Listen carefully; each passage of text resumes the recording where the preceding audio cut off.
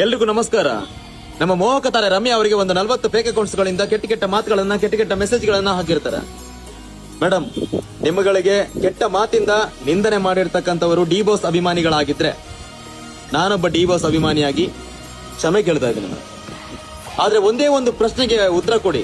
ನೀವು ಅಷ್ಟು ದೊಡ್ಡ ಸೆಲೆಬ್ರಿಟಿಗಳು, 40 ಫೇಕ್ ಅಕೌಂಟ್ಸ್ ಗಳನ್ನ ಜಸ್ಟ್ ಸೈಬರ್ ಕ್ರೈಮ್ ಟೀಮ್ಗೆ ಹ್ಯಾಂಡ್ ಓವರ್ ಮಾಡಿದ್ರೆ ಸಾಕು, 2-3 ದಿನದಲ್ಲಿ ಎಲ್ಲರೂ ನಿಮ್ಮ ಕಾಲ ಬುಡದಲ್ಲಿರ್ತಾರೆ. ಆದ್ರೆ ಇಲ್ಲಿ ಯಾಕೆ ದರ್ಶನ್ ತೂಗುದೀಪ ಅವರ ಹೆಸರನ್ನ ತಗೊಂತಿದ್ದೀರಾ ಅಂತ ನನಗೆ ಅರ್ಥ ಆಗ್ತಾ ಇಲ್ಲ. ಇನ್ನು ನಮ್ಮ ಇನ್ನೊಬ್ಬ ಬಕೆಟ್ ಬಾಬು ಅವರಿದ್ದಾರೆ.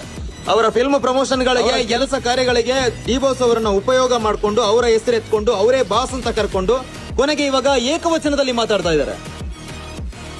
ಒಬ್ಬ ಕನ್ನಡ ಇಂಡಸ್ಟ್ರಿಯ ಸ್ಟಾರ್ ನಟ ದರ್ಶನ್ ತೂಗುದೀಪ ಅವರಿಗೆ ಕೊಡ್ತಕ್ಕಂತ ಮಾತು ಮರ್ಯಾದಿನ? ಅದು ನಾಚಿಕೆ ಆಗ್ಬೇಕು ನಿನಗೆ. ನೀನು ನಮ್ಮ ವಯಸ್ಸಿಗಿಂತ ದೊಡ್ಡವನಾಗಿರ್ಬೋದು, ಆದ್ರೆ ಒಬ್ಬ ವ್ಯಕ್ತಿಗೆ ಯಾವ ತರ ಮರ್ಯಾದೆ ಕೊಡ್ಬೇಕು ಅನ್ನೋದೇ ನಿನಗೆ ಗೊತ್ತಿಲ್ಲ ಅಂದ್ಮೇಲೆ ನಿನಗೆ ಯಾಕೆ ನಾವು ಮರ್ಯಾದೆ ಕೊಡ್ಬೇಕು? ಒಂದೊಂದ್ಸಲ ದರ್ಶನ್ ಸರ್ ಅಂತೀಯ, ಇನ್ನೊಮ್ಮೆ ಮುಚ್ಕೊಂಡು ಕೂರ್ಬೇಕು ನಿಮ್ಮಗಳ ಮೂವಿನ. ನೀನ್ ಯಾವ ಕನ್ನಡ ಇಂಡಸ್ಟ್ರಿನ ನೀನ ಹುಡ್ಸಿರೋದು? ಅಲ್ಲ, ಮಾಡಿರೋ ಕಚಡ ಹೇಳುದಿಲ್ಲ ಮತ್ತೆ ಬಾಯಲ್ಲಿ ಬರ್ತವೆ. ಒಂದು ಮೂವಿನ ನಿಂದನೆ ಮಾಡಕ್ ನನಗೆ ಇಷ್ಟ ಇಲ್ಲ, ಇಲ್ಲದಿದ್ರೆ ಹೇಳ್ತಿದ್ದೆ. ನಿಮ್ಗಳಿಗೆ ಆಗಿರ್ತಕ್ಕಂಥ ಅನ್ಯಾಯನ ಹೇಳ್ಕೊಳ್ಳಿ, ಪರವಾಗಿಲ್ಲ. ಆದ್ರೆ ನಿಮ್ಗಳಿಗೆ ಯಾರೋ ಥ್ರೆಟ್ ಮಾಡಿರ್ತಾರೆ, ಅದಕ್ಕೋಸ್ಕರ ದರ್ಶನ್ ತೂಗುದೀಪ ಅವರ ಹೆಸರನ್ನ ಬಳಸ್ಕೊಳ್ಳೋದು ಇದು ಯಾವ ನ್ಯಾಯ? ಒಳ್ಳೇದಕ್ಕಲ್ಲ ಇದು. ಚಾಮುಂಡೇಶ್ವರಿ ನೋಡ್ತಾ ಇರ್ತಾಳೆ, ಕರ್ಮ ಬಂದು ಸೆಡ್ ಹೊಡಿಯೋ ಟೈಮ್ ಬರುತ್ತೆ. ಜೈ.